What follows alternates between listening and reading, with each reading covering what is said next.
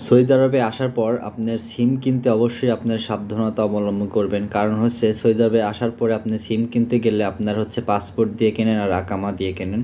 যদি আপনার ফিঙ্গার হচ্ছে ডবল দিয়ে রেখে নতুন একটা সিম হচ্ছে তারা হচ্ছে বিক্রি করে আর আপনার একটা সিম দিয়ে দিল, তাহলে আপনার ওই যে বিক্রি করে দিয়েছে যে সিমটা আপনার হাতের ফিঙ্গার দিয়ে আপনি কিন্তু টেরও পান নাই।